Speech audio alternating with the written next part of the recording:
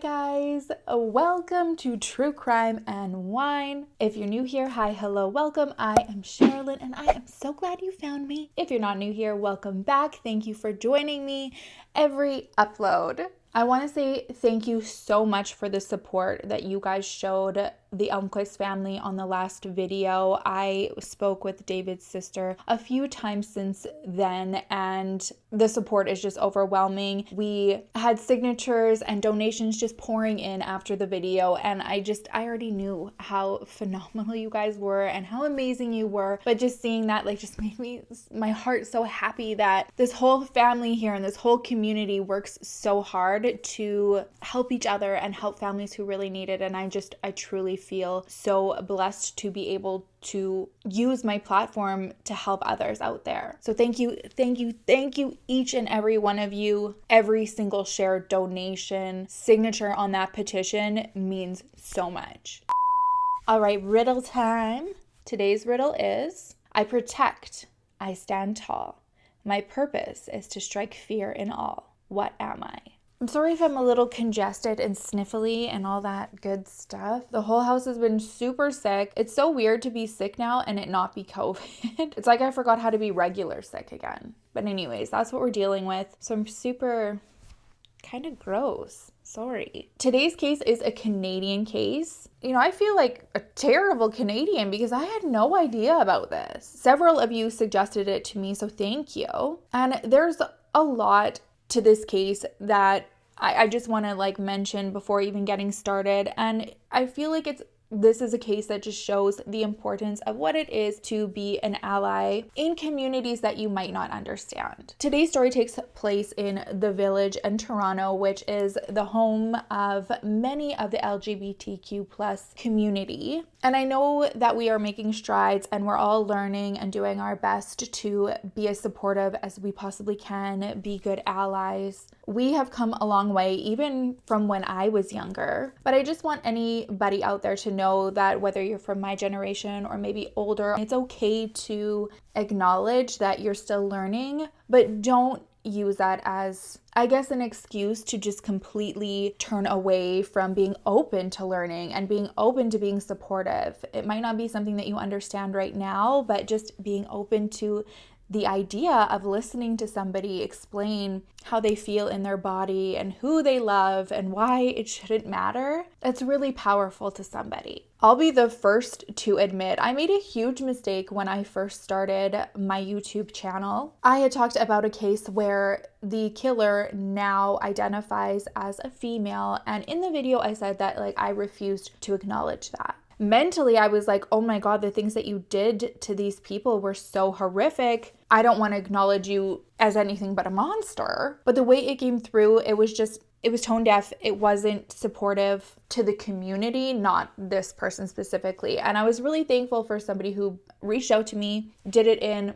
such a sweet, respectful way. And they were like, listen, I get it. I understand where you're coming from. However, when you say you're turning yourself away, you're refusing to acknowledge, it hurts all of the other amazing people who aren't doing what this killer did. And it's no different than me talking about any case that I talk about, whether I think that person is an absolute monster, I still refer to them by their preferred name, by he or she. There's a lot of people that we talk about that changed their name from birth, and we go by the name that everybody knew them by. So I just wanted to put that out there. You don't have to have it all right away, but even just the effort and simple love and acceptance, it goes a long way. A great note to read, which is in relation to this case, was the author's note in Murder in the Village, written by Justin Ling, which is one of the sources that I used for today's case. So even if you just wanted to read the author's note of that, he's got some really good insight. So yeah, that's how I wanted to start off. Let's get into it. Grab your drinks, grab your snacks, grab your water to stay hydrated. I really should have got a hot toddy going. Like I mentioned, today's case takes place in the Village in Toronto, which is, like I mentioned, home to many of the LGBTQ plus community in Toronto. And it's supposed to be a safe area where you can be yourself. It's located in the heart of the city at the intersection of Church Street and Wellesley Street. Today, it's considered a safe space to be accepted and loved for who you are, who you love, how you identify, but it wasn't always the case. There is definitely some sad, dark history there, but for the most part, from the 90s on, it was known as a home and family to those who weren't accepted in the ones that they grew up in, which makes what happened there from 2010 to 2017 even more heartbreaking. Men started going missing from the village starting in 2010, and the reports would be very vague. It would be something like all the news would say was pretty much a gay man went missing in the village, and that was it. There was no context, no speculation of what could have happened, no follow-up news. What was even more frustrating is the majority of these men were Middle Eastern, so their friends and family felt like this was a huge factor of why things weren't being taken seriously. A man named Skandaraj Navaratam was the first to be reported missing on September 6, 2010. Known to Skanda to his friends, he was irreplaceable and so loved. So when he was last seen leaving one of the local legendary clubs called Zippers with an unknown man and not seen again, it didn't take long for his friends to go to the police. Skanda was born in Sri Lanka in 1970, and he was the second oldest of 4 boys. He is described as the firecracker of the bunch. He was passionate about forest and jungle preservation in his country. He was actually arrested for his activism and tortured on more than one occasion. It was something he even told his friends he wanted to make a movie about. He fled to Canada, and his plan was to work as hard as he could so that he could send money back home to help support his family. He had no family in Canada, so it was just him. And basically, when he stepped off the plane and arrived in Toronto, he made friends who became his family here. Here is in Canada, because I'm Canadian. I know the majority of you are all over the parts of the world, but that's...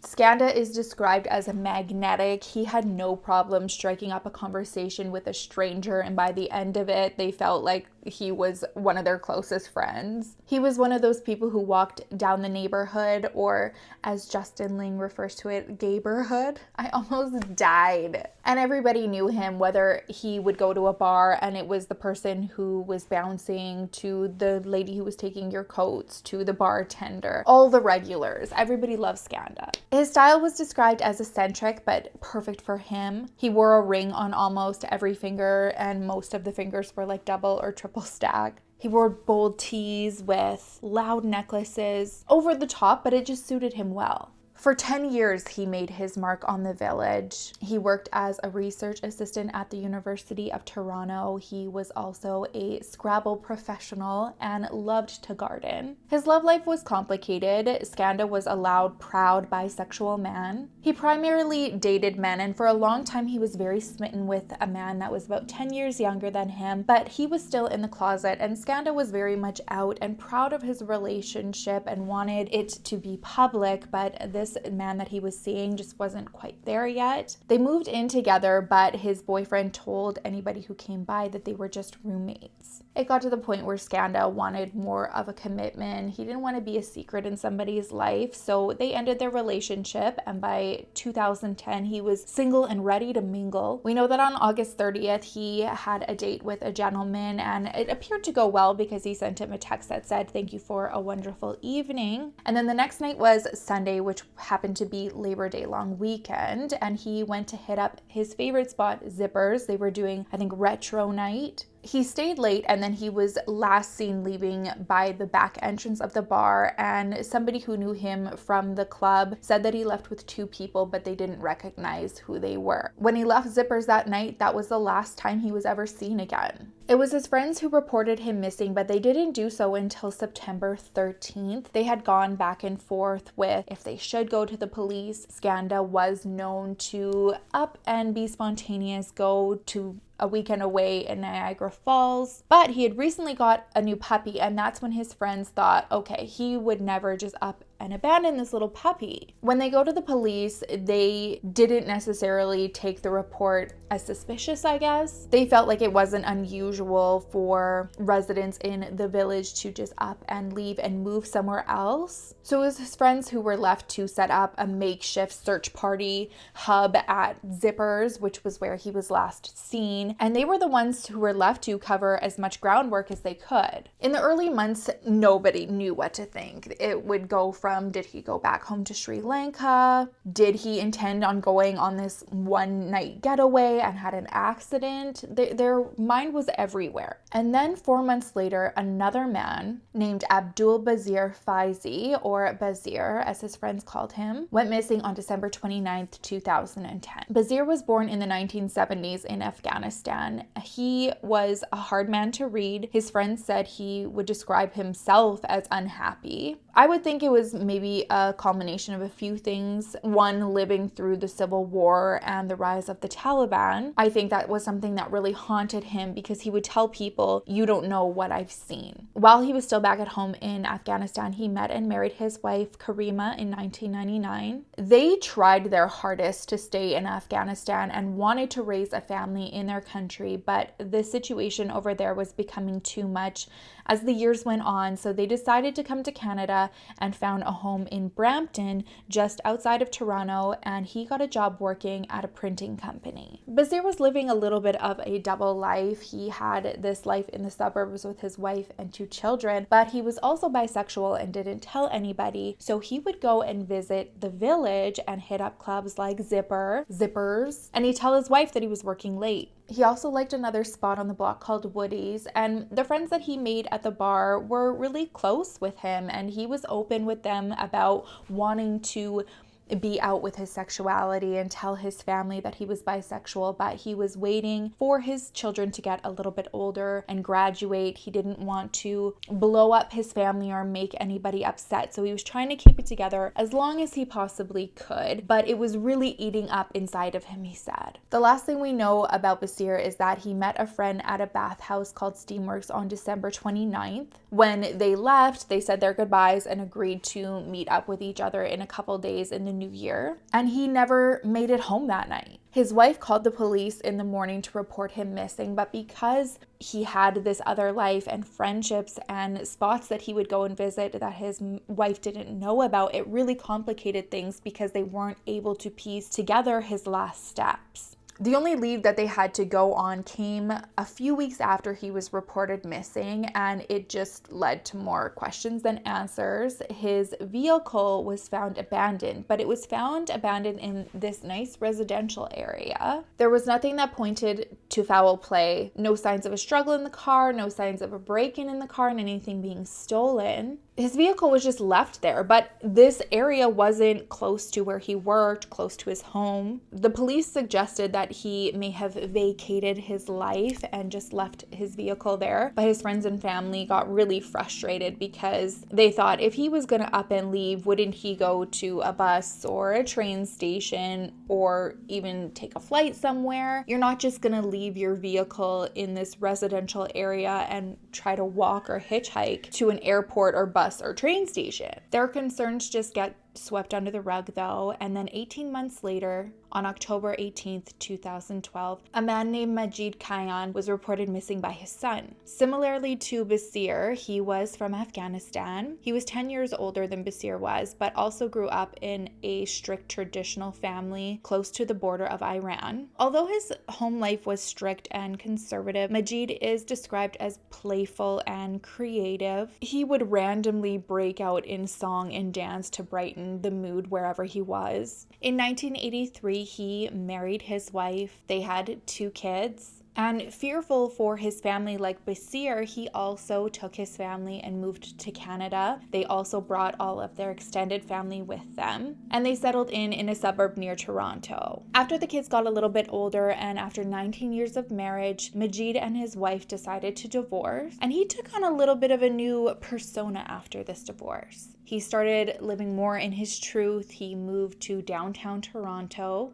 and he started going by his middle name, which was Hamid. It was in this new outlook on life and this new persona of his that he realized he was gay. He met a man, they moved in together, but even though he was divorced, he did keep this part of his life a secret. He was still very close with his ex-wife and his children and his extended family, and due to his upbringing and his culture, he was hesitant to come out to them. In the village in Toronto, he was very well known and loved. He's described as jovial and almost seen as a grandfatherly figure. He was definitely known for having quite a few bevies and then just breaking out into a Bollywood performance. My interpretation of him was that there very much was two sides to him. There was Majid, who he thought he knew who he was all of these years. And then there was Hamid, who was this young, full of life, curious version of who he never knew he wanted to be. It was almost like he was a kid in a candy store trying to navigate this new life. He struggled a bit because it sounds like he would drink quite heavily, and then he'd get a little touchy, and he was never shy about vocalizing who he had his eyes on, and he was a little bit relentless. If someone was not feeling it but flattered that he was showing interest, he would just keep on putting the pressure until they were basically like, I have a boyfriend. Okay. I think a part of it was that he was lonely and desperate to find companionship because he had been married for so many years and he loved having a partner, but now he wanted a partner who was a man who he was attracted to and wanted to explore this new life that he had not really entertained at all in his life before. So I think that made him vulnerable because he was quite actively seeking companionship. On October 14th, 2012, he went out of town with family to attend a wedding, and when they returned, his son never heard from him for a week after they got back, and that was really unusual. His son went to check on him at his apartment, and when he walked in and saw that his birds that he loved were at the bottom of their cage because they had not been taken care of for some time, he knew something was wrong and went and filed a missing persons report. By Majid's disappearance, people were becoming fearful. This is only a little over a year, and 3 men have gone missing, all within 1 to 2 blocks of each other, and they were all men of Middle Eastern or South Asian descent. It was around this time that the fear in the community led to people believing that there was potentially a serial killer. But law enforcement didn't want to go there, didn't want to get people worked up and scared, so they never really entertained the idea or looked into the cases like that. It was usually just something like, oh, they could have gone back home. They were showing signs that they were lonely. Maybe they missed their family back in Afghanistan. And it was everybody who was living in the community that was left to keep their faces out in public by printing posters and talking about them as much as they could. So months go by and answers are becoming further and further and further from being attainable. And then Interpol gets a tip from somebody in Switzerland saying they think that there's a cannibal in Toronto. The tip came from somebody who was talking to somebody online, and this person confessed to being into cannibalism. Being in cannibalism? What did I say? I'm so sick. I guess when Interpol connects with the Toronto Police Department, the person they're talking about online seems to match the description as Skanda, who was the first man that was reported missing. And that kind of put eyes back onto the case again, and then them seeing that there were multiple men missing, all from the same neighborhood, all similar looks. And they're like, oof, okay, maybe something's connected here. They realized they dropped the ball enough to start an investigation, and they named this Project Houston, as in, Houston, we have a problem. They kick it into high gear. They go to Switzerland to interview this person who called in the tip. The information they gather led them to this person that was communicating from Toronto with this person in Switzerland, and that guy's name was James Brenton. They start to look into him. They find out that he does occasionally visit the village. He talked about some pretty out there stuff online, one of it being that he was a cannibal, but nothing was really connecting him to any of the missing men. But they still go on with their investigation, and they do find out that he would film young hockey teams in their dressing room without their knowledge. Massive red flag. And after extensively looking into him, they find out he's not a killer or a cannibal, but he is twisted sicko who's distributing child So he's charged with that and sent to jail. So not at all a wasted tip in terms of getting a piece of crap like that off the streets, but it doesn't help with this investigation specifically into the disappearance of these 3 men. It does, I guess, reinvigorate the case though, because now the police acknowledge, okay, there is something that we want to look into further here and keep this momentum going. So in June 2013, they asked the public for help on any information that they might have regarding any of the men. A lot of tips were called in. It wasn't so much as leads, but just giving the police more information about who each of them were, a little bit of their background, and then this is where they could find out that some of them were living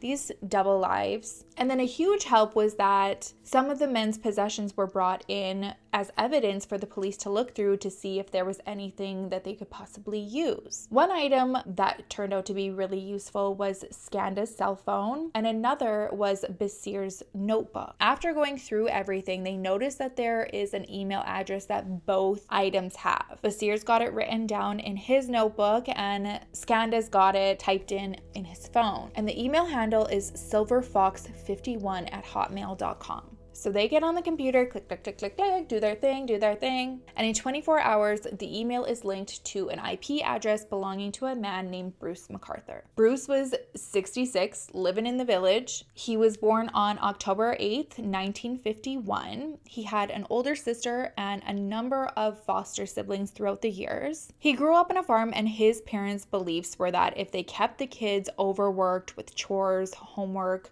farm duties, they wouldn't have any time for anything else to get into trouble with. His father was a very strict man, and Bruce grew up having resentment towards him for putting so much on his shoulders. Allegedly, his father was abusive and domineering. He was not the give you hugs and praise you when you did well type of guy, and he was strict and unsupportive in anything the kids wanted to do. Bruce knew at a young age that he was attracted to boys, but he knew that he would never get that acceptance from his father, so he just tried to ignore it, and he focused all his attention on being like burly and the protector. He protected his sister. He said that there were times that he would lock his sister in her room so that nobody could hurt her, and he could shield her from any abuse that his father might throw her way. His story sounds like a lot of men who grew up in that era who knew that they were gay and tried to pretend like they weren't because socially it was not accepted. He grew up in the 60s and 70s, and in these days there were news segments that said how wrong and ungodly it was to be gay. You were made to feel shame and disappointment in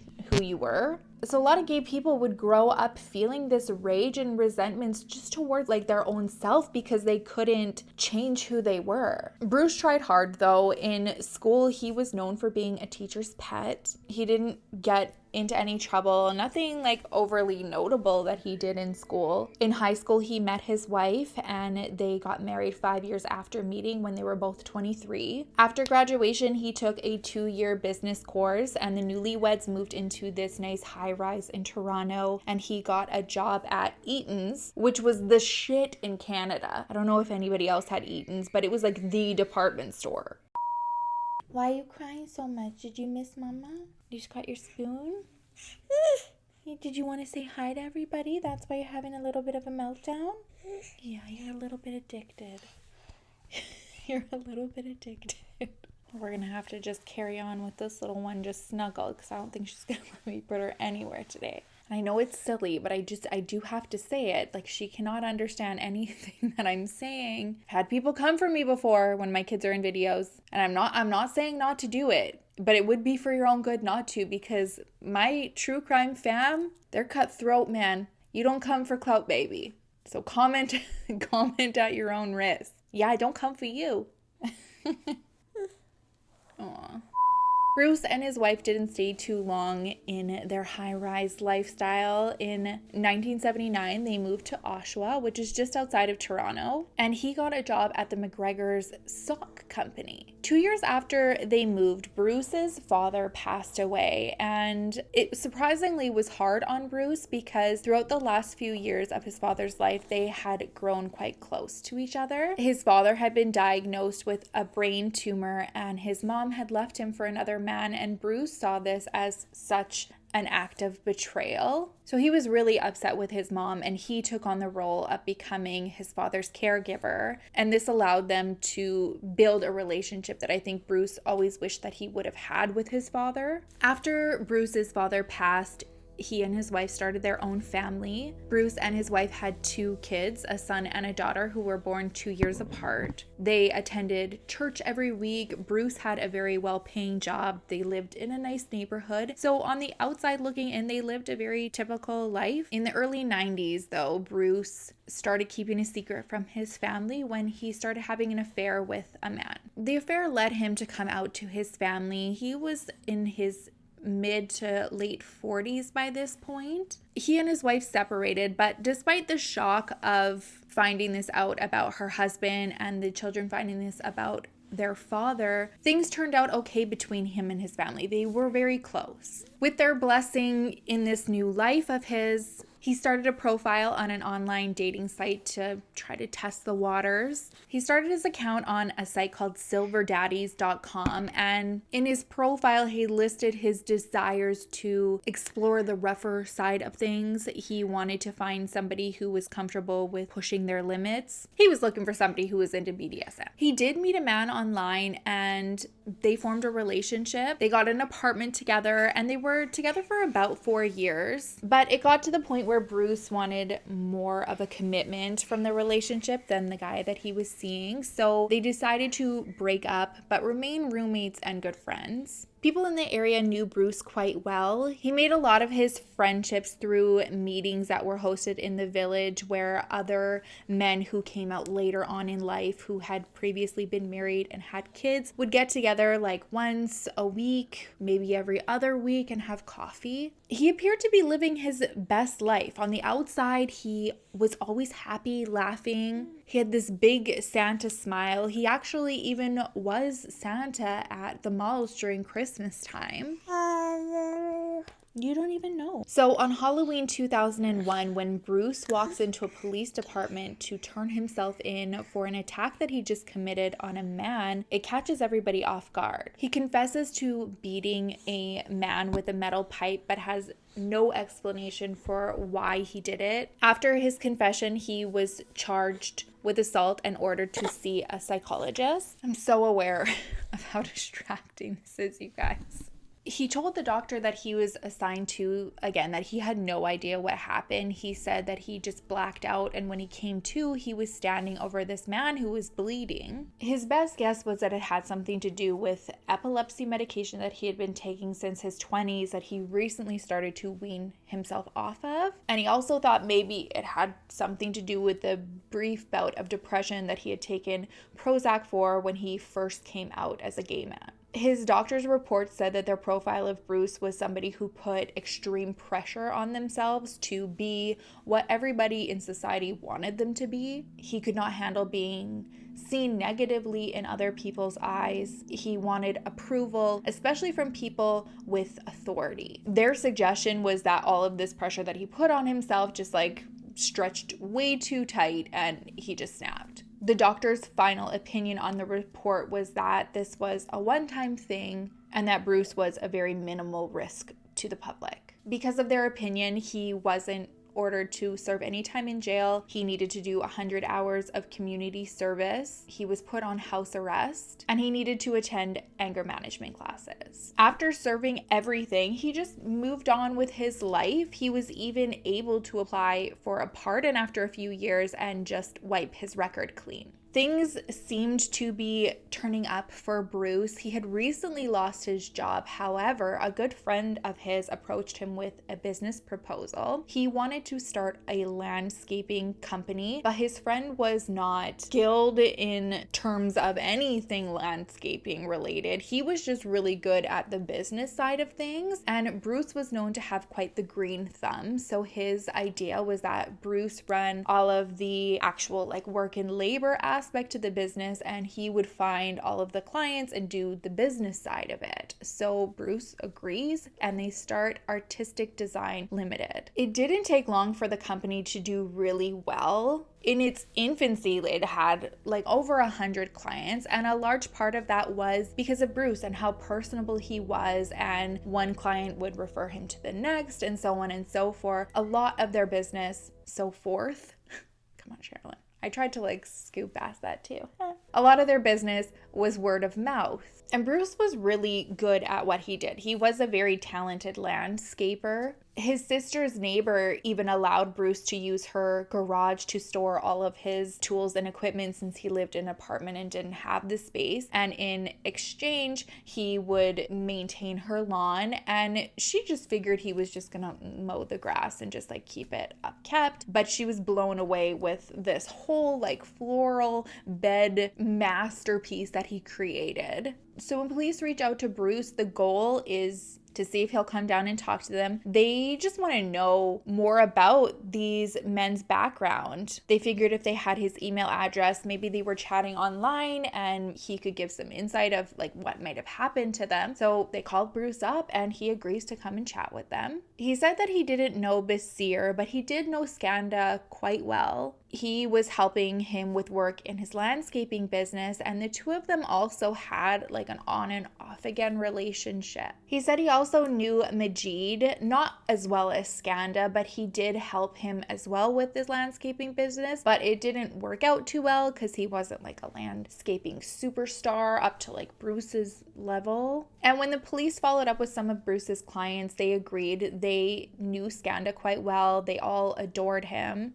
And only one really remembers Majid, and it was the only time that they had ever seen a different side of Bruce. Usually he was really peppy and happy, and with Majid he was very frustrated because he couldn't grasp what he was trying to teach him. So at the end of that day, Bruce's client said that Bruce told her, yeah, he's not going to work out, and she just never saw him again and figured he got fired. When it came to Skanda and their relationship, like I mentioned, it was on and off, and Skanda's friends said that they weren't too crazy about the relationship with Bruce. Bruce wanted a commitment very fast, and Skanda wasn't ready to just dive in. But he also didn't want to stop seeing Bruce, so they would still hang out, but then Bruce would get jealous and a little bit controlling when Skanda was around his friends because he wanted him all to himself. In the interview with the police, nothing stood out to them in terms of foul play or Bruce having any more information in terms of their disappearance. They had interviewed so many other people within the community who knew either one or even all of the men. So he gives his statement, and that's pretty much it. And 18 months after Project Houston started, it ended in April 2014 because they hit a roadblock. 1 year later,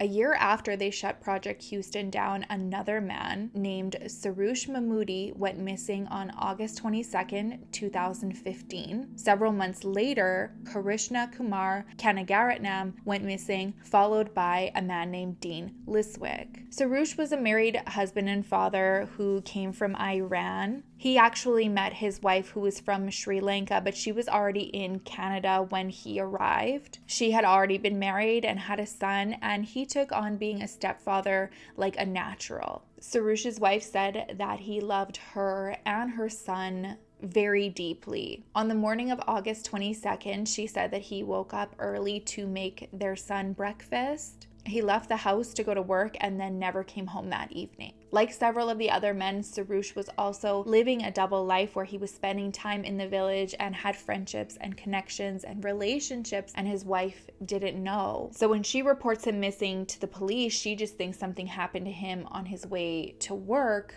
and she's not able to provide a connection between him and the village. Krishna was living in Canada on the low. He had fled Sri Lanka, where he was from, after witnessing his brother be murdered in front of him. He came to Canada seeking refuge from the war, and he came on a boat called the Sunsetter. But when he arrived, he was denied refugee status. This was a huge disappointment for him, and the fear of returning back home left him to make the decision that he would just rather stay in Canada Canada where he believed it was safer. He worked odd jobs like dishwashing or doing snow removal. It was all under the table, and he worked really hard enough that he was able to send home about $300 every few weeks. In Karishna's case, there's no idea how long he had been missing because friends who knew him just thought that he was maybe keeping a low profile, and they didn't want to bring any attention to him by filing any missing person report. And then the police realizing like, okay, well, he's not supposed to be here, so if and when we find him, he's going back home. Dean Lisowick was also very hard to track. He was homeless and working as a sex worker at the time. He was very well known in the village though. You could always count on him sitting in the same corner waiting to strike up a conversation with you.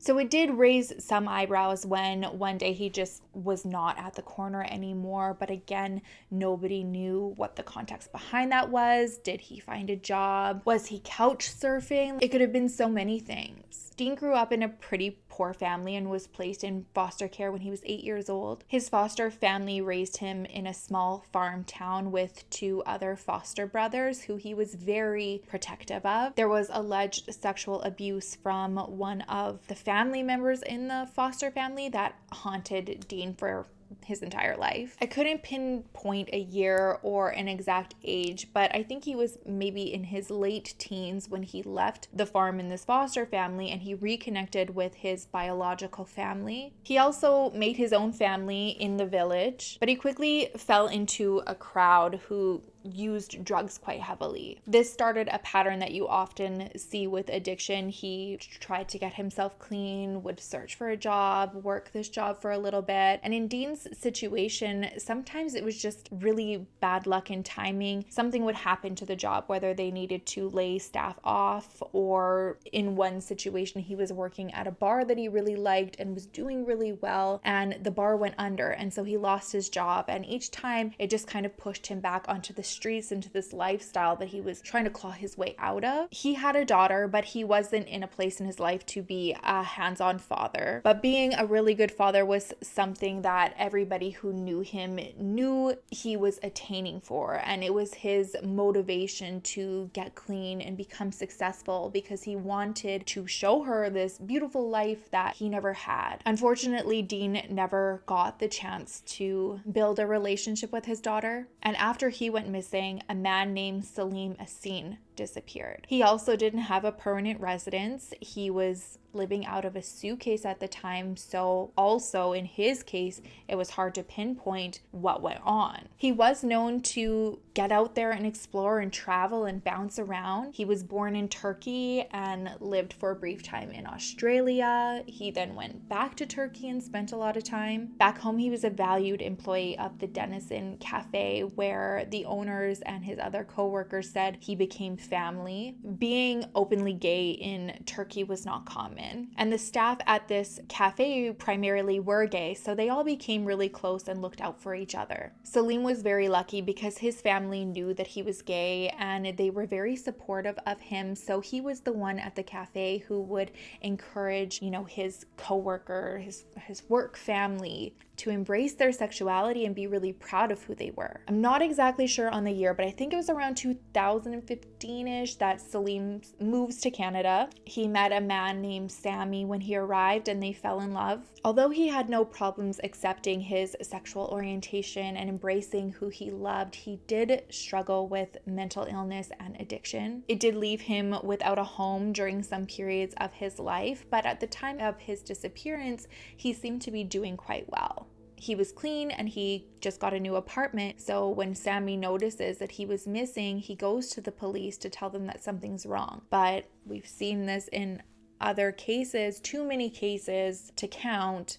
As soon as the authorities heard that he had a history of addiction and mental health, they just figured he spiraled. They labeled him a transient and said that he probably just didn't want to be found. 2 months after Salim goes missing, at the end of June, a man named Andrew Kinsman goes missing, and his disappearance changes everything. Andrew is described as a gentle giant. He was a fixture in the community. He loved and was loved by many, and he's described as having a witty and dark sense of humor and someone who always made you laugh. His job was very important to him. He worked at the Toronto HIV and AIDS Network. He was a proud gay man, and it was actually the Monday after Pride weekend that he went missing after immersing himself in all of the celebration and activities over the weekend. The morning he went missing started like a typical morning. He fed his cat. He met with a neighbor of his who had lost her keys and he was returning them. And when he left her, he said that he was on his way to go and meet a friend for coffee. He never returned after this coffee date, but because he was so well known in the area and he was also the superintendent of his apartment building, people noticed right away that he was missing and they went to the police and reported him missing. When Andrew was reported missing, there was quick action.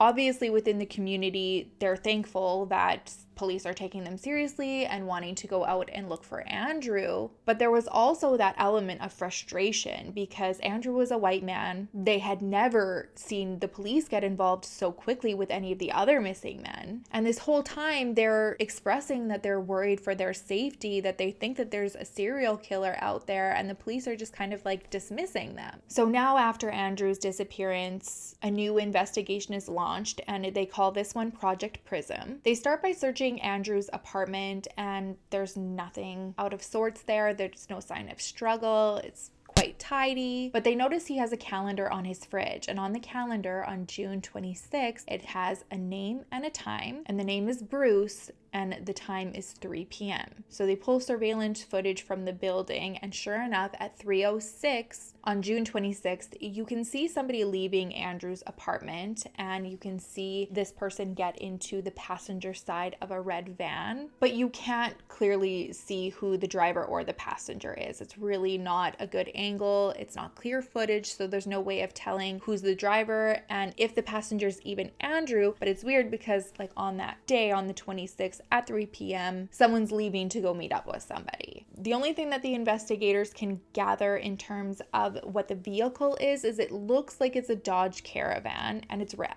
So they grab still footage and they take it to the Dodge dealership in town. And at the dealership, they're able to narrow it down to a 2004 Dodge Caravan, and it was the 20th anniversary model. So from there, they narrow it down to 6,181 owners of this van. But the lead investigator has the name Bruce in his mind from this calendar. So he goes on and types in Bruce, and from there he narrows it down to 5 owners. From those 5, he wants to see if any of them have had run-ins with the law, and that left him with one Bruce McArthur.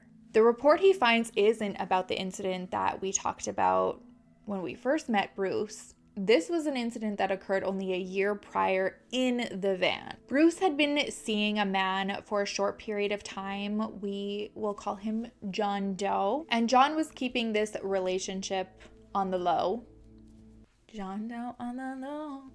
John said Bruce would usually pick him up, and the majority of their encounters happened in the back of this caravan. I guess one day after work, Bruce gets in touch with John and he asks him to meet him at a parking lot. And John's not really into it, but with a bunch of persistence from Bruce, he agrees. He pulls into this parking lot. He hops into the back of Bruce's van, and he says all of a sudden he sees Bruce's facial features change. He had this angry and disgusted look on him, and he started strangling John. John said this went on for several minutes, and no matter how hard he was trying, he couldn't get free from Bruce's grip.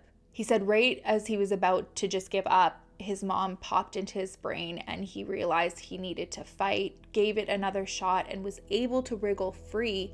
And he just opens the van door, flies out, and he yells back at Bruce, "I'm calling 911. So Bruce peels away. He gets on the phone with 911, tells them what happened. He goes down to the police and gives them an interview. He didn't have too much to go off of. He didn't know the license plate of the van. He knew Bruce's phone number, but he didn't know what his last name was. Looking like they have their work cut out for them trying to find this guy, Bruce makes it real easy because he just shows up that evening at the police station to turn himself in, basically, but he wants to make it clear that there was a little bit of an altercation, and it was a huge misunderstanding. His version of events was that he thought that they were role playing and he was just trying to kick it up a notch, and he took it too far. It didn't seem to go like he had planned in his head, and he was really embarrassed. Since he had come on his own and he didn't deny that he was the aggressor, the police figured, okay, that probably took a lot for him to do. They were probably uncomfortable and didn't really want to look further into it. So they take his statement and let him go. They don't even bother to call John to follow up or let them know that they talked to Bruce or anything. So now, a whole year later, Bruce's name comes up with being the potential driver of this van at Andrew's building, and they're looking at him with a whole new set of eyes.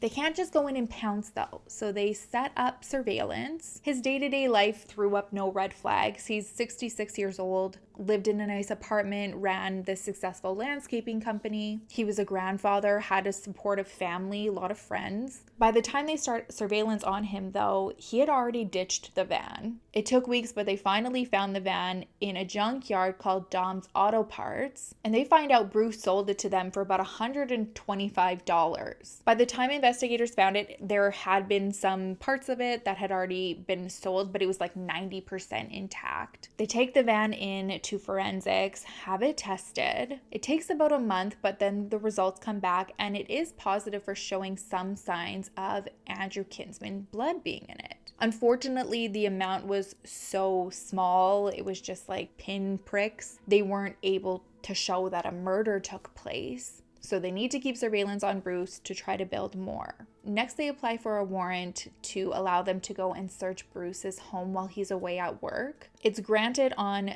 December 5th, but Bruce doesn't return to work until December 8th. So there's a team that's following him. He arrives at the other side of the city at this landscaping job, and then the team that is staying behind at the apartment, they've got the go-ahead to go through his apartment. When they get in, they're looking for evidence to see if anything bad had happened, if they can find any blood residue, any of the victim's belongings, and they see his computer. So they're like, we're gonna want to grab as much contents of this computer as we possibly can. So they start downloading the contents of the computer on a hard drive. And as that's happening, it's like a movie. They get a call from the other team that's watching him on this site saying, he's heading back. We don't know what he's doing. He hadn't done this prior when they were watching him. So they've got to put everything back, make it look like nobody's been in there, pull the USB out. Or I'm sure it wasn't a USB, it was probably like a heavy duty hard drive. And they skedaddle out of there. When they have a chance to go through everything that downloaded from the computer, they realized there was only about 50% of what was on the computer. Even though it was only 50% though, there was a lot to sift through. He had a lot of pictures of men, including Andrew, which looked like was taken maybe if they were on a hike somewhere, but nothing incriminating was coming up. So they restored the deleted files, always in the deleted files.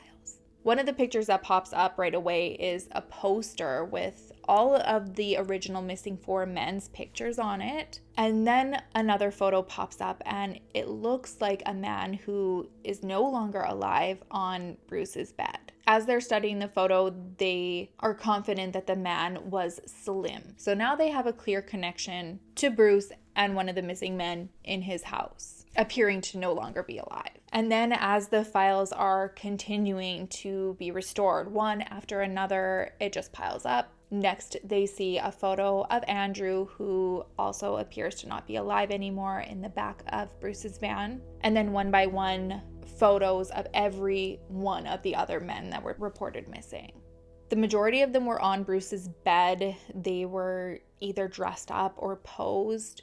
Most of them were in this fur coat, which John Doe, who had reported this incident the year prior in the van in the parking lot, said he had this weird thing with this fur coat. He always wanted him in the fur coat, and when he met up with him in the parking lot that day of his attack, the fur coat was in the van. They obviously had the evidence that they needed to arrest him right then and there, but there was the fear that maybe he was working with somebody because he had gotten away with this for so long, and they didn't want to risk the chance that somebody would catch wind that Bruce had been arrested, and then they would get rid of evidence that they needed. So they're working on search warrants to try to lock down some of these locations that he spends a lot of time in, because he's a landscaper, so he's all over the place. While they're waiting for these search warrants to come through, they're on him 24/7. So on January 18th, 2018, they start freaking out when all of a sudden they follow Bruce and he picks up this man. Bruce starts heading to his apartment, and these guys all know almost every single one of these men were photographed in that apartment, and it didn't look like they left alive. So they're following him to the apartment, and when he arrives, he doesn't go in his usual parking spot. They notice that he parks around the side of the building where there's no security cameras, and he goes in through the side entrance. So they've got their team trying to go in and intercept somehow.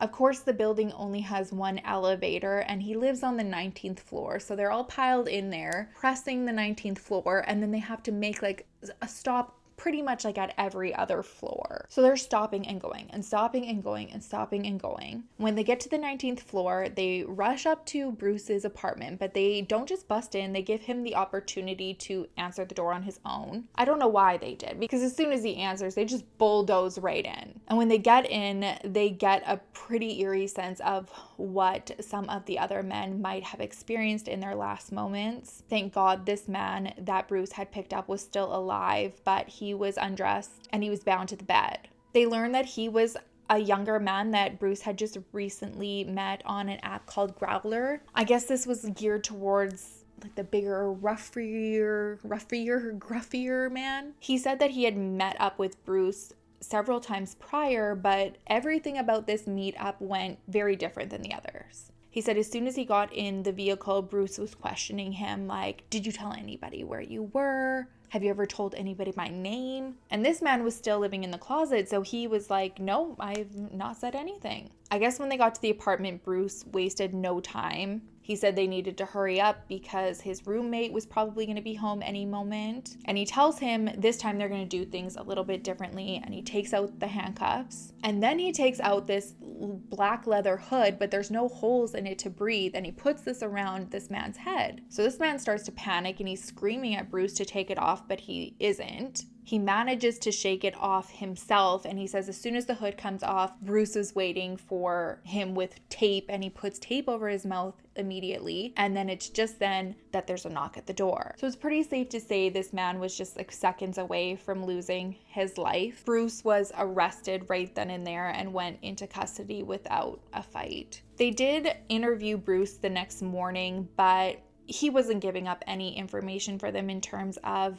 knowing the victims or being responsible. He was very chatty, but he just wanted to have small chat with the investigators. So after about 8 hours, they realized they're just going to have to follow his footsteps. And like I said, with him being a landscaper, that definitely complicated things. One place they knew that he was always at consistently, though, was his sister's neighbor's house where he stored all of his equipment. So they go to her house and they basically tell her she and her husband have 5 minutes to get out of the house and that it's now a crime scene that they have to investigate. I can't even imagine what that has to feel like. And it sounds like she was really caught off guard because when they start telling her that Bruce is accused of being responsible for at least 2 men's murders, she starts defending him. She's like, there's absolutely no way, you have it all wrong. And she's a little bit angry at them for even insinuating that Bruce could be responsible. And they're just like, ladies, come on.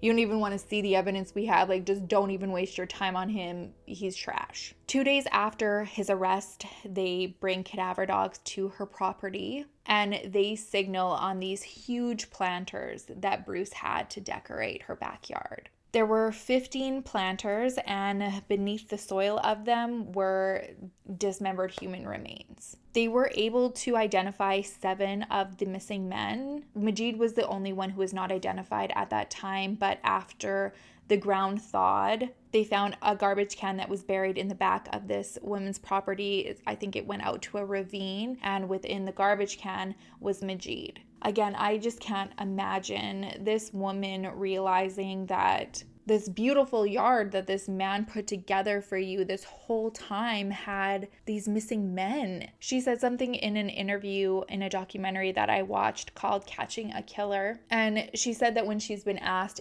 if she was ever angry that he did this on her property, she said no, that she was just so heartbroken and sad for each one of these men, the way they were just discarded, and she never even knew that they were on her property. She even knew Majid and Skanda, so it hurt her that they were there and she couldn't even lay them to rest properly or sooner than they were discovered. There was no trial for Bruce. He pleaded guilty and was sentenced to life in prison, which, as we've talked about in other Canadian cases, is only 25 years. After that, he will be eligible to apply for parole. So not that he gets out in 25 years, but there's no life without parole in Canada. He's eligible to apply for parole, but he'll be 91 at that time. There's really no clear motive. The only speculation is that John Doe, who said that the one time him and Bruce kind of got into their past a little bit, Bruce admitted that he harbored a lot of anger and resentment towards the gay community, even though he was a gay man. And he said that was because he was outed by somebody in the village while he was still a married man and he wasn't ready to come out to his wife yet. I couldn't find anything to say if that was true or not, but the speculation is that, it all started from this resentment from this happening. It's quite eerie to think about how in certain situations we have this instant trust and connection with people, like landscapers or contractors. We have some contractors doing some work in our house right now, and they're so lovely, but as I was researching this case, I was like, wow, I was so quick to just be like, hey, yeah, come on in our home, do your thing.